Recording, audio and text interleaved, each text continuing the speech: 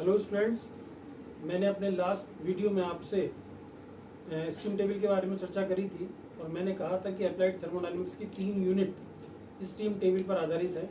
और पिछले लेक्चर में मैंने आपको स्टीम टेबल को देखना सिखाया था और स्टीम के प्रकार बताए थे और स्टीम को जनरेशन कैसे कैसे होता है, उन सभी बातों का आपको उस वीडियो में बताने की कोशिश करी जो कि आपको न्यूमेरिकल के लिए सबसे ज़्यादा यूज़फुल है।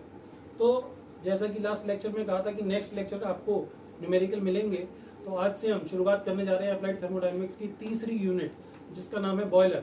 बॉयलर में आप थ्योरेटिकल पोर्शन अपने आप याद कर लेते हैं, उनके डायग्राम्स बना करके, उनकी थ्योरी को याद करके। तो जो बॉयलर में न्यूमेरिकल पोर्शन है वो आज हम शुरू करने जा रहे हैं और उसमें सबसे पहला जो टॉपिक है वो है इक्विवेलेंट एवोपरेशन, जिसको हम एक नाम से और जानते हैं equivalent evaporation from and at 100 degree centigrade, और इसको हम कैपिटल ई से डिनोट करते हैं।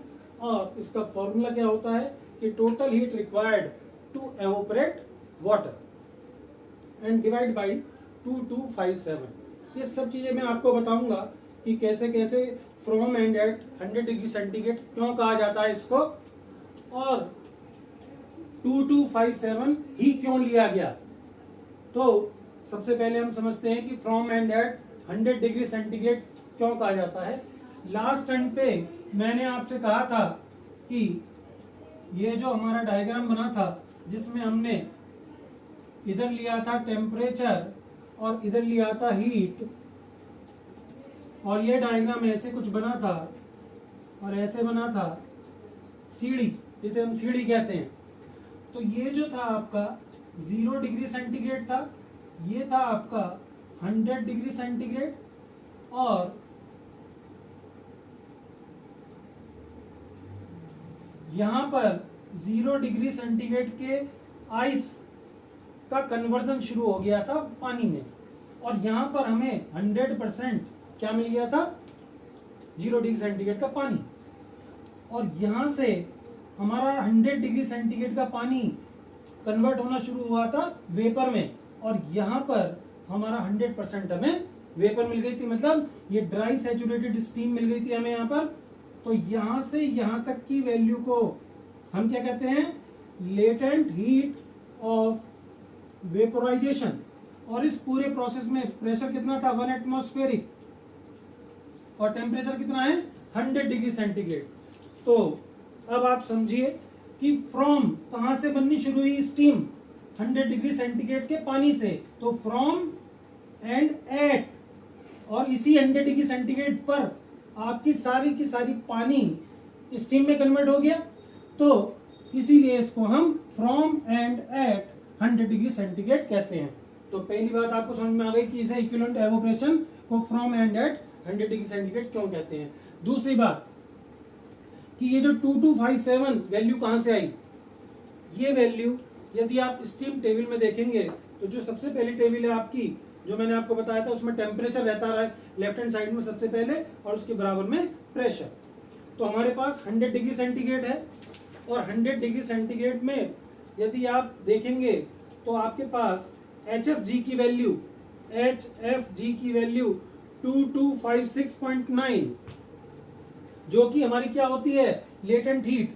HFG को हम क्या कहते हैं, लेटेंट हीट, और वो वैल्यू कितनी आती है, 2256.9, जिसको हमने अप्रोक्सीमेटली 2257 ले लिया। मतलब 100 डिग्री सेंटीग्रेड के कंपैरिजन में हम इक्विवेलेंट एवोपरेशन निकाल रहे हैं, और ये जो हमारी टोटल हीट रिक्वायर्ड होगी ये अलग अलग टेम्परेचर और प्रेशर पर होगी, जो कि जिस प्रेशर पर या टेम्परेचर पर बॉयलर काम कर रहा होगा।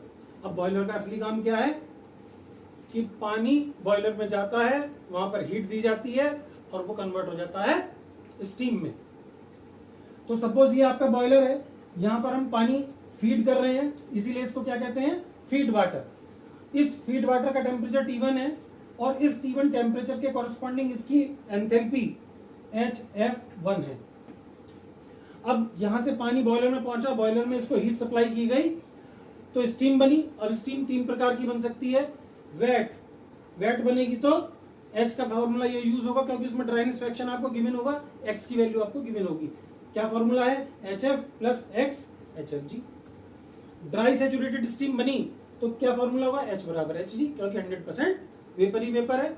और तीसरा सुपर हीटेड बनेगी तो H बराबर एच जी, यहाँ पर हमारे पास एच जी है, और इससे आगे यदि यहाँ पर सुपर हीटेड स्टीम है तो Cp डेल्टा टी, तो Cp T super heated minus T saturation. और सुपर हीटेड स्टीम के लिए Cp की वैल्यू 2.1 होती है, ये आपको याद रखनी पड़ेगी। तो यहाँ तक की स्थिति आपको समझ में आ गई कि बॉयलर में पानी गया जिसका टेम्परेचर T1 है, उसके लिए हमने एंथैल्पी कहाँ से निकालेंगे, स्टीम टेबल से। और जो स्टीम बनी वो एक प्रकार की बनेगी, इनमें से कोई सी, वेट, ड्राई या सुपर हीटेड, उसके कॉरस्पॉन्डिंग हम H की वैल्यू निकाल लेंगे। तो अब हमारे पास यदि हम इस H में से इस HF1 को माइनस कर देते हैं तो उतनी हीट यूज हो रही है पानी को एवोपरेट करने में, तो ये वाली वैल्यू आ गई। लेकिन इसकी जो वैल्यू होती है वो किस में होती है, किलो जूल पर केजी में। और यदि मुझे किलो जूल पर केजी में चाहिए और उसको मास से मल्टीप्लाई कर दूंगा तो मैं इक्विवेलेंट एवोपरेशन को के फॉर्मूले को जनरेट कर लूंगा। तो यहाँ पर आप देखिए इक्विवेलेंट एवोपरेशन का फॉर्मूला क्या बन गया मेरा, MEH माइनस HF1 अपॉन 2257।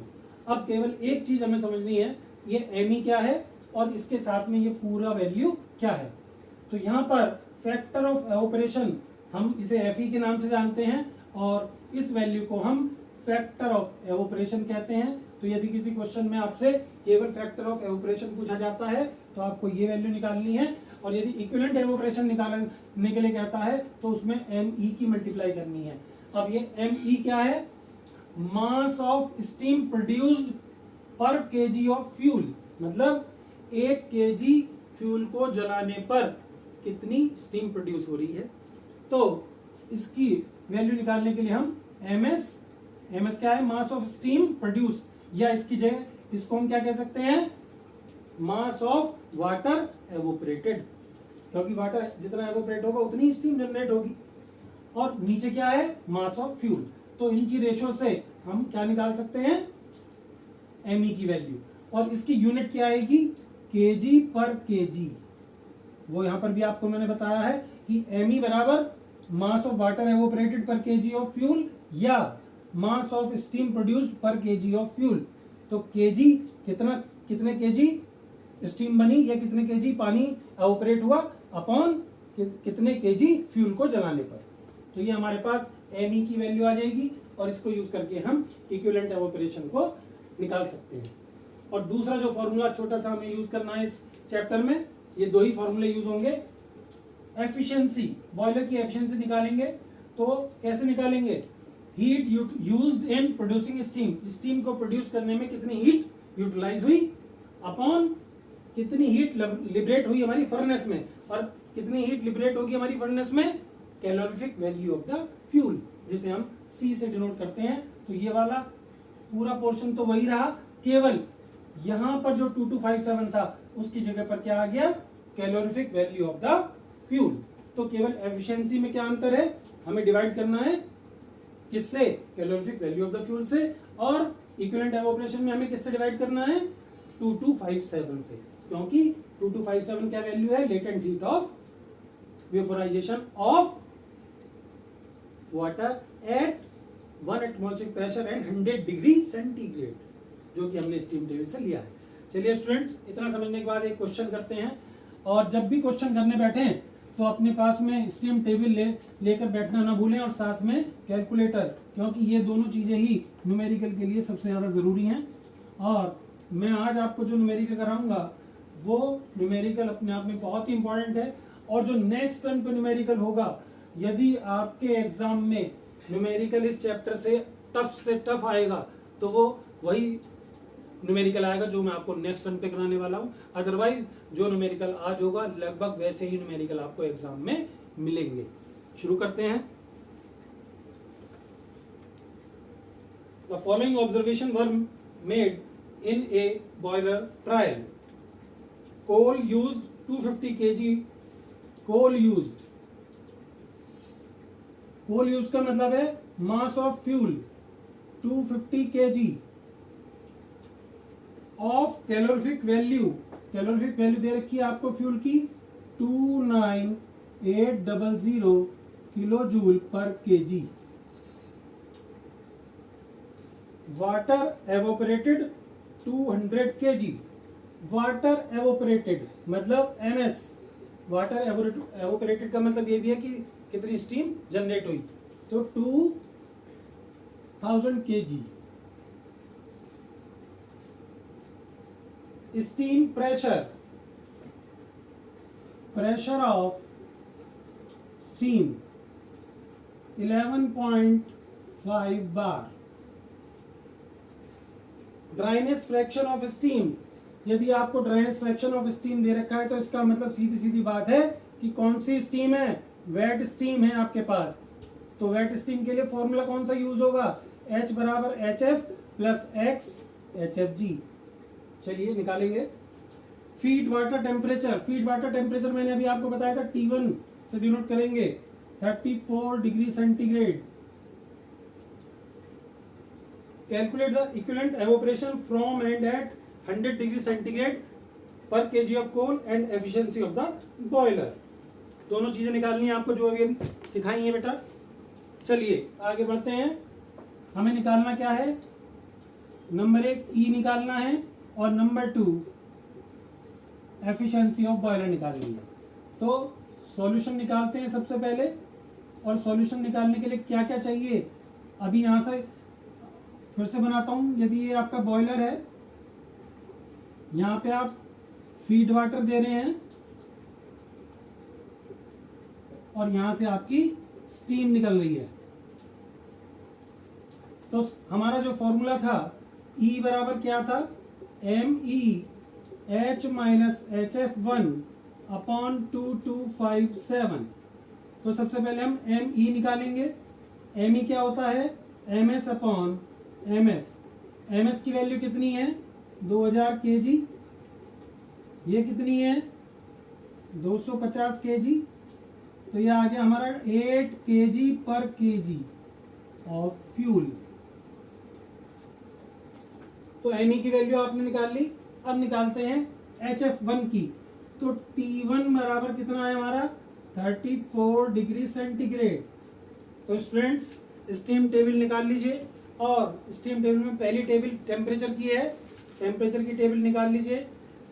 आपका सेकंड पेज पर, यहाँ से टेबल शुरू है, सेकंड पेज पर 34 डिग्री सेंटीग्रेड के बिल्कुल सामने यहाँ पर देखेंगे आप HF की वैल्यू लिखी हुई है 142.4। 142.4 इसका मतलब HF1 बराबर 142.4 किलो जूल पर केजी। ये हमारे पास क्या आ गई HF1।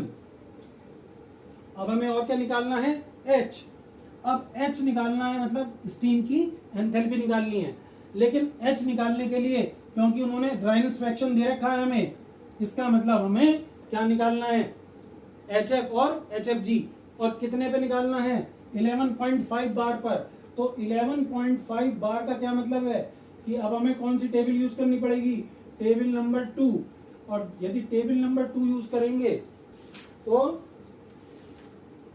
वहां पर हमें 11.5 बार पर इसकी वैल्यू निकालनी है।